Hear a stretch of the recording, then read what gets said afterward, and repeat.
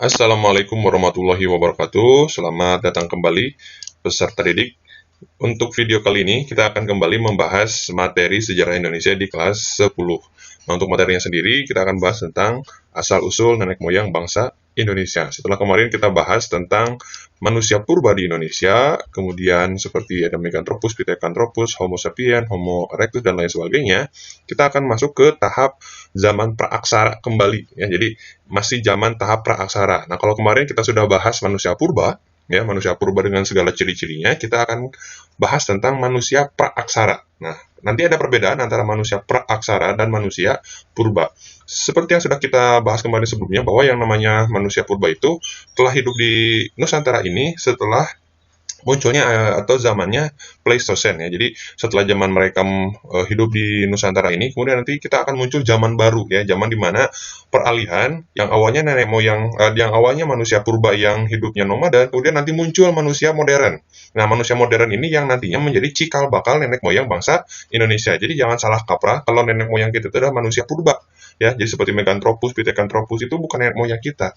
Kalau kita lihat ya, nenek moyang kita atau bangsa Indonesia sekarang ya, seperti contohnya ini, kemudian ada ini, kemudian ada ini. Apakah benar nenek moyang mereka itu manusia purba?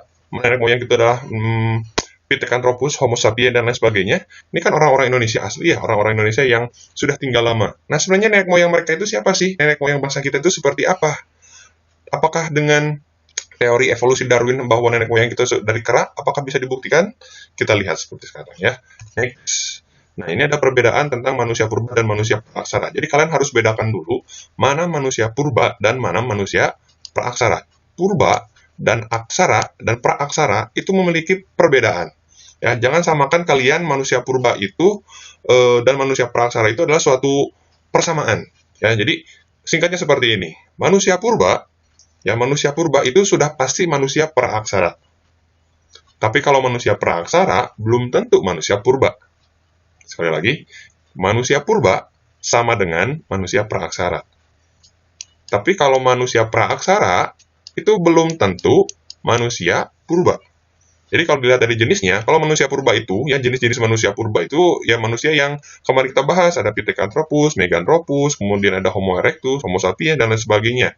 Ciri-ciri manusia purba itu ya memang belum seperti manusia sekarang, belum seperti manusia sepenuhnya. Ya, jadi badannya masih berbulu, hidupnya masih barbar, dan lain sebagainya. Ini adalah manusia purba. Hidupnya masih juta-juta tahun yang lalu, berjuta-juta tahun yang lalu. Beda dengan manusia praaksara. Pra itu artinya sebelum, aksara artinya tulisan. Ya, jadi kalau yang namanya manusia praaksara ini dia sudah manusia modern ya. Manusia-manusia zaman sudah mengenal etika, maksudnya sudah ada pakaian, sudah seperti manusia modern seperti sekarang. Jadi sudah hidup di zaman yang kondisi kondisi buminya yang sudah stabil. Ini adalah manusia praaksara. Hanya saja manusia-manusia ini, contohnya ini ya, manusia praaksara di Kalimantan, ini masih belum mengenal tulisan. Seperti halnya praaksara, kan pra itu artinya sebelum, aksara artinya tulisan. Jadi kalau praaksara itu manusia yang belum mengenal tulisan. Jadi kalau misalkan manusia praaksara itu bukan manusia purba. Ingat ya sekali lagi, jadi kalau manusia purba sama dengan manusia praaksara. Jadi kalau yang namanya manusia purba kan tidak mengenal tulisan. Tapi kalau manusia praaksara, dia tidak mengenal tulisan juga, tapi belum tentu manusia purba. Ya, jadi kalau yang namanya manusia praaksara itu hidupnya seperti sekarang. Sudah bisa berbicara, sudah bisa berinteraksi dengan manusia lainnya, hanya saja belum mengenal tulisan. Jadi kalau manusia praaksara ini adalah manusianya sudah modern, sudah seperti kita. Ini yang menjadi cikal bakal nenek moyang kita ini ya, yang menjadi cikal bakal nenek moyang kita itu bukan si ini. Ya, jadi kalau manusia purba ini, dia hidupnya berjuta-juta tahun yang lalu.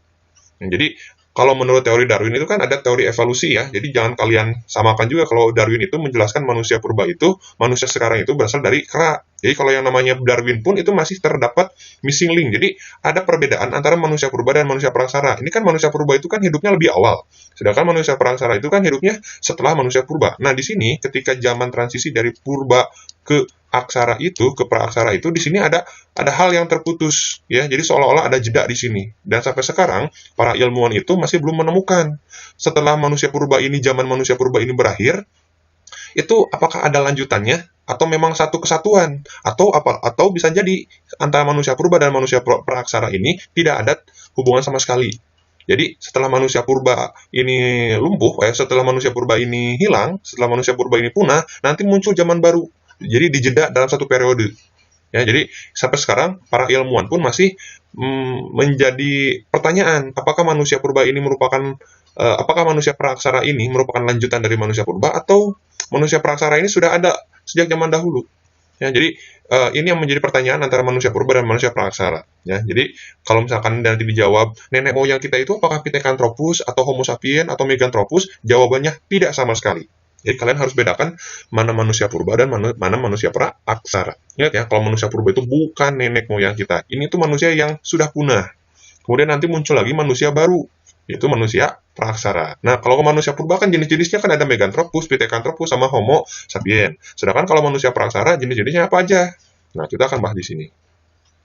Nah, ini adalah asal-usul nenek moyang bangsa kita atau manusia praaksara. Jadi kalau manusia praaksara itu, ya kalau disebutnya asal-usul nenek moyang, itu jenis-jenisnya ada 5 di Indonesia. Yang pertama ada Proto-Melayu, yang kedua Deutero-Melayu, Melanesoid, Negroid, dan Wedoid. Ini adalah jenis-jenis manusia praaksara di Indonesia. Jadi kalau manusia purba itu kan ada manusia Meganthropus, Pithecanthropus, sama Homo sapiens. Nah kalau untuk yang jenis-jenis manusia praaksara itu ada 5, Proto-Melayu, Deutero-Melayu, Melanesoid, Negroid, dan Wedoid. Jadi kalau kalian tahu kan dari Sabang sampai Merauke, bangsa Indonesia ini kan memiliki ras yang berbeda ya. Dari Sabang itu kan lihat aja ciri wajahnya, ciri-ciri fisiknya, sawo matang, kemudian sampai Papua itu kan beda fisik. Kalau Papua kan kulitnya agak gelap, matanya agak beloh, rambutnya agak keriting. Beda lagi dengan yang di Jawa. Nah, apakah itu memiliki nenek moyang yang sama? Jelas tidak. Nah, ini di sini kita akan bahas. Nah, orang-orang Proto-Melayu, Deutero-Melayu, Melanesoid hingga Wedoid ini, orang-orangnya itu dari mana sih? Nah, kita akan bahas nanti teori asal-usul nenek moyang bangsa kita. Jadi, nenek moyang bangsa kita ini juga sebenarnya adalah pendatang, orang-orang yang berasal dari tempat asing, kemudian nanti menempati wilayah Nusantara ini. Ada beberapa teori yang mengatakan bahwa manusia di Nusantara ini, nenek moyang kita itu, yang pertama, menurut teori Yunan, ya, teori Yunan itu berasal dari Cina Selatan. Kemudian ada teori Afrika, berasal dari Afrika. Kemudian ada teori Nusantara, bahwa nenek moyang kita itu berasal dari Nusantara, seperti itu, ya. Next. Nah, pertama kita bahas tentang teori Afrika atau out of Africa. Sebenarnya kalau untuk yang teori Afrika ini menjelaskan tentang manusia purba juga ya, bahwa yang namanya manusia di dunia ini berasal dari Afrika di sini nih, Afrika itu ya. Jadi manusia-manusia di dunia ini yang berasal dari Amerika, kemudian berasal dari Asia, Eropa, kemudian nanti ke Asia, ini Amerika, ini Indonesia, bahwa yang namanya manusia purba itu berasal dari Afrika, yang berjalan nanti dari mengelilingi Afrika, kemudian ke Timur Tengah, kemudian nanti ke India, kemudian nanti ke Indochina, dan akhirnya sampai ke Indonesia. Nah, ini adalah kalau menurut teori Afrika, bahwa yang namanya nenek moyang kita itu berasal dari Afrika, ya. Jadi Indonesia ini, orang-orang Indonesia yang sekarang itu tinggal awalnya berasal dari sini, Afrika. Ini kalau menurut dari teori Afrika. Kemudian ada teori Yunan. Nah, kalau yang paling banyak dipercaya atau yang sedikit sahih gitu ya, sedikit kuat teorinya adalah teori Yunan, bahwa yang namanya nenek moyang bangsa kita itu berasal dari Yunan. Yunan itu di mana? Yunan itu bukan Yunani yang ada di Eropa ya, bukan. Tapi Yunan itu adalah Cina Selatan, berasal dari sini nih. Ya, jadi nenek moyang kita itu ada persamaan dengan yang ada di Cina Selatan. Jadi orang-orang kita yang ada di Sumatera, orang yang ada di Jawa, Kalimantan, Sulawesi itu berasal dari teori Yunan, ya, orang-orang berasal dari Cina Selatan. Nah, orang-orang menurut dari teori Yunan itu nanti mereka itu berjalan selama beratus-ratus tahun. Mereka itu hidupnya mengembara, yang awalnya dari sini, ya. Pertama ada teori yang dari jalur, kalau yang dari sini itu teori jalur timur, ya. Ini timur. Kalau yang sebelah kiri ini teori jalur barat, ya. Jadi ada 2 jalur yang ditempuh oleh nenek moyang bangsa Indonesia menurut teori Yunan. Pertama, kalau menurut dari jalur timur, mereka itu jalan ke sini nih, jalur timur ya. Jalan ke sini, kemudian nanti nyampe ke Taiwan, dari Taiwan nanti nyampe ke Filipina, dari Filipina nanti nyampe ke Sulawesi. Nah, di Sulawesi ini nanti mereka hidup menempati wilayah yang didatangi itu. Ya, jadi orang-orang kita ini, nenek moyang kita ini berasalnya itu dari sini, dari Yunan kalau menurut dari jalur timur. Sedangkan kalau menurut dari jalur barat, mereka itu melewati pertama Indochina ke sini, kemudian nyampe ke Malaysia, kemudian nyampe ke Sumatera, dan akhirnya nyampe ke Jawa. Jadi nenek moyang bangsa kita yang sekarang itu orang Jawa, orang Sumatera, orang Kalimantan, itu mereka tuh hidupnya dari sini dulu nih. Ya awalnya daerah-daerah sini awalnya itu kosong, ya awalnya itu kosong. Kemudian nanti tiba-tiba kedatangan bangsa yang dari sini nih. Ya, kalau yang merah ini Proto-Melayu, kalau yang hitam itu Deutero-Melayu. Ya, jadi kalau ini adalah menurut teori Yunan. Jadi kalau teori Yunan itu bahwa nenek moyang bangsa kita berasal dari Cina Selatan. Yunan, ya Yunan itu Cina Selatan. Jadi nanti kalau kalian di ulangan atau di soal, kalian juga harus tahu jalurnya, baik jalur timur maupun jalur barat. Dan mereka ini datang sekitar 1500 sebelum Masehi. Gitu. Kemudian terakhir ada menurut teori Nusantara. Nah, kalau menurut teori Nusantara ini bahwa yang namanya nenek moyang kita itu berasal dari bangsa kita sendiri, bukan dari bangsa asing. Jadi kalau menurut teori Nusantara, yang namanya teori Nusantara ini bahwa yang namanya bangsa kita, ya nenek moyang kita ini hidup sudah lama di Indonesia, ya baik kalau yang ada di Jawa, yang ada di Sumatera, yang ada di Kalimantan itu adalah hidup sudah dari awal lahir mereka sudah ada di sana gitu, ya. Jadi kalau menurut teori Nusantara ini bahwa yang namanya bangsa Indonesia sudah lahir dan hidup besar di Indonesia, bukan pendatang seperti itu. Nah, ini ada beberapa nenek moyang bangsa kita. Yang pertama ada Proto Melayu. Nah, Proto Melayu itu disebut juga sebagai Melayu tua. Ya, Proto Melayu itu Melayu tua. Proto itu tua, Melayu ya Melayu. Kemudian ada Deutero Melayu. Kalau Deutero Melayu itu Melayu muda. Kemudian ada Melanesoid. Ya. Kemudian ada Negroid dan Wendoid. Ini adalah asal-usul nenek moyang bangsa Indonesia yang akan kita bahas. Ya. Nah, pertama ada Proto Melayu. Kalau Proto Melayu ini disebut sebagai Melayu tua, berasal dari Cina Selatan. Kemudian ciri-ciri fisiknya, rambutnya lurus, kulitnya kuning kecoklatan, matanya agak sipit. Dan kalau untuk Proto Melayu ini nanti dia menempati wilayah Sumatera, Kalimantan, Sulawesi, dan lain sebagainya. Kemudian, kalau untuk yang Proto Melayu ini adalah orang-orang yang nantinya ketika mereka ini datang ke Nusantara, mereka tuh mempunyai sebuah kebudayaan.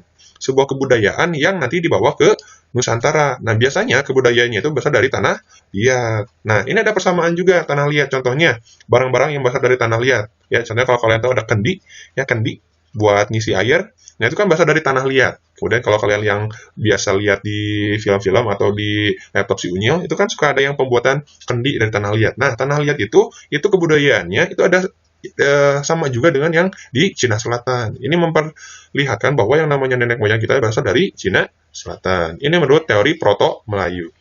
Dan orang-orang Proto Melayu ini adalah orang-orang yang nanti menempati wilayah Sumatera, Kalimantan, dan sebagainya. Gitu. Kemudian setelah Proto Melayu nanti ada Deutero Melayu. Atau Deutero Melayu ini disebut Melayu muda. Ya. Jadi setelah nanti kedatangan Proto Melayu, kedatangan Melayu yang lebih muda.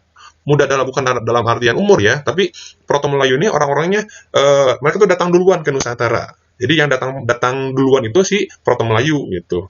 Nah, setelah Proto Melayu nanti hidup di Nusantara, nanti kedatangan bangsa Melayu baru gitu. Walaupun daerah yang sama juga gitu. Sorry ya, ini bukan Cina Utara tapi Cina Selatan. Ya, Selatan. Ya, jadi kalau untuk yang Proto Melayu sama sama satu Cina gitu kan. Cuma yang lebih dulu datang yang ini. Kemudian nanti kedatangan bangsa baru lagi yaitu Deutero Melayu. Melayu yang ciri-cirinya sama gitu ya. Ciri-cirinya sama kayak Cina Proto Melayu gitu. Cuma kalau untuk yang Proto Melayu sama Deutero Melayu itu yang membedakannya itu adalah kebudayaan. Dari segi fisik sama antara Proto sama Deutero itu fisiknya sama, tapi yang membedakannya adalah kebudayaan. Kalau misalkan yang Proto Melayu kebudayaannya masih tanah liat ya, maksudnya kebudayaan itu hasil barang-barangnya, perkakasnya. Kalau misalkan si Deutero Melayu itu sudah menggunakan logam, ya, besi. Jadi misalkan kalau Deutero Melayu itu kan contohnya kebudayaan itu kan ada nekara, ya. Kalau misalkan kalian sulit membayangkan nekara, kalian tahu misalnya ada seng, ya, atau katel. Nah, katel itu kan bisa jadi dari logam ya. Nah, kalau yang dari logam itu dibawanya oleh Deutero Melayu. Jadi kalau untuk yang Deutero Melayu itu, mereka itu barang-barangnya sudah modern, sudah lebih canggih. Kalau misalkan mereka itu masaknya itu sudah menggunakan kompor gas, ya, si Deutero Melayu itu ibaratnya dia sudah masak pakai kompor gas, tapi kalau Proto Melayu itu masih pakai kompor biasa, kompor minyak tanah, gitu. Ibaratnya kayak gitu. Ya, jadi kalau Proto Melayu itu dia masih agak oldies banget gitu. Tapi kalau yang si Deutero Melayu sudah memahami bagaimana caranya menggunakan barang-barang modern gitu. Contohnya menggunakan logam. Nanti ada bab khusus tentang hasil kebudayaan manusia praaksara. Contohnya kebudayaan yang dibawa oleh Deutero Melayu itu ada nekara. Ya, nekara bukan kompor gas ya, beda lagi. Nekara. Nekara ini adalah salah satu khas kebudayaan. Jadi kayak tempat penyimpanan ya yang terbuat dari logam yang nanti kita bahas. Dan kalau si Deutero Melayu ini juga, dia juga sudah bisa membuat irigasi ya atau pengairan. Jadi ketika hidupnya sudah menetap, dia juga berusaha untuk membuat pengairan ke tempat tinggalnya gitu. Kemudian juga sudah paham ilmu perbintangan ya. Ilmu perbintangan sudah dikuasai oleh bangsa-bangsa Detro Melayu. Dan si Detro Melayu ini memang kebudayaannya sudah mulai canggih, sudah mulai maju gitu. Dan Detro Melayu ini juga dia nanti menetap di wilayah-wilayah Nusantara seperti Sumatera, Kalimantan, Sulawesi, Jawa, dan NTT. Nah, ini adalah jalur dari Detro Melayu dan Proto Melayu seperti yang sudah kita bahas barusan ya. Jadi kalau yang namanya Detro Melayu ya, yang warna hitam, ini lewat sini nih ya, langsung ke Sumatera, ke Jawa, ada yang ke Kalimantan, ada yang ke Sulawesi. Sedangkan kalau yang Proto Melayu, ada yang lewat jalur barat, ada yang lewat jalur timur gitu. Nah, nanti orang-orang ini perjalanan mereka ya, dan perjalanan mereka ini bukan 1 tahun 2 tahun, tapi beratus-ratus tahun, bahkan 1000-1000 tahun. Jadi awalnya daerah-daerah sini itu kosong ya, cuma nanti diisi oleh bangsa-bangsa dari sini gitu. Dan mereka akhirnya nanti lama-lama menetap dan membuat tempat tinggal di Nusantara gitu. Nah, ini adalah contoh-contoh dari bangsa Proto Melayu dan Detro Melayu ya. Jadi kayak ada bangsa Dayak ya, bangsa Gayo dari Aceh. Kemudian ini juga contoh-contoh bangsa Indonesia asli gitu ya. Jadi ini adalah nenek moyang bangsa kita yang tadi seperti Detro Melayu sama Proto Melayu melahirkan keturunan seperti ini. Ya, ini adalah bangsa asli orang Indonesia gitu ya. Jadi orang-orang Detro Melayu, bangsa Detro Melayu sama Proto Melayu itu nanti menghasilkan cikal bakalnya bangsa-bangsa seperti ini ya. Dayak, ini suku Gayo, ini juga Dayak juga, Toraja dan lain sebagainya gitu. Kemudian ada Melanesoid. Selain tadi Proto Melayu sama Detro Melayu, ada juga Melanesoid. Nah, kalau yang Melanesoid ini, seperti yang kita lihat ciri-cirinya ya, berkulit hitam, hidung pesek, berambut ikal, ini biasanya menempati Indonesia bagian timur. Nah, kalian kan tahu kan ada perbedaan antara orang Jawa, orang Kalimantan, dengan orang-orang Papua. Nah, kalau orang Papua, itu mereka itu berasal dari ras Melanesoid, ya, bangsa Melanesoid. Kalau Melanesoid ini kayak orang-orang Papua kayak gini, gitu. Jadi kalau orang Jawa itu Proto Melayu, Detro Melayu, Jawa, Kalimantan, Sumatera. Kalau yang Papua, kemudian NTT nanti ada lagi yang Melanesoid. Gitu. Kalau orang Papua ini juga sama dari Yunan juga, mereka juga sama gitu kan. Sorry bukan dari Yunan, tapi mereka juga berasal dari kalau Melanesoid ini seperti kayak Afrika gitu kan. Nah kalau orang-orang Melanesoid ini juga ya, Melanesoid ini juga mereka juga sebenarnya sama juga kayak orang-orang Australia ya, sama kayak orang aborigin gitu. Nah, ini cikal bakalnya. Mereka tuh berasal dari sini sebenarnya bukan dari Filipina ya, cuma dari Afrika sana. Mereka ini nanti mengembara mengelilingi Indonesia dan jalurnya lewat sini ya, ke Kalimantan, ke Sulawesi, dan nanti paling banyak menempati wilayah sini ya, Indonesia bagian timur, yaitu di Papua. Kemudian terakhir ada bangsa Negrito dan Wedin. Nah, Negrito ini sama ya Melanesoid tadi, cuma kalau yang Negroid ini dia tuh lebih pendek gitu ya. Kalau yang Melanesoid itu agak jangkung. Jadi kalau untuk yang Negrito sama Wedin ini itu biasanya hidup di wilayah yang kayak timur, kemudian ada NTT, ada Maluku dan lain sebagainya. Nah, orang-orang Negrito ini itu sama sebenarnya kayak Papua, cuma lebih pendek.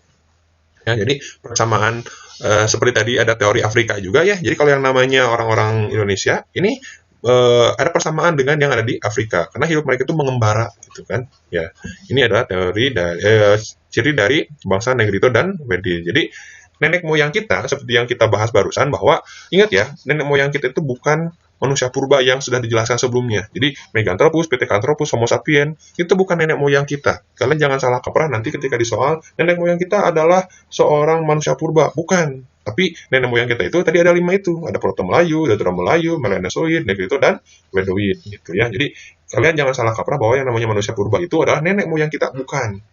Ya, jadi kalau nenek moyang kita itu ini, ya. Jadi kan juga harus tahu juga manusia purba, perbedaan manusia purba dan manusia praaksara. Manusia purba sudah pasti manusia praaksara. Tapi kalau manusia praaksara belum tentu manusia purba. Kalau manusia praaksara itu kan pra artinya tidak atau belum, aksara artinya tulisan. Jadi kalau misalkan praaksara berarti belum mengenal tulisan. Bisa jadi kalau misalkan di antara kalian masih belum mengenal tulisan, maksudnya di dalam daerah tertentu, misalkan di pedalaman di wilayah Kalimantan, ada seorang atau ada sekumpulan desa yang masyarakat itu belum mengenal tulisan sama sekali, belum bisa menulis, belum bisa membaca, jadi belum ada tulisan gitu ya. Itu bisa jadi disebut sebagai manusia praaksara, karena belum mengenal tulisan, seperti itu ya. Itu mungkin untuk video kali ini, selebihnya mohon maaf, kalau misalkan ada yang tanyakan, silakan langsung tanyakan saja. Untuk materi ini dicukupkan. Terima kasih, mohon maaf jika ada kesalahan. Semuanya, Assalamualaikum warahmatullahi wabarakatuh.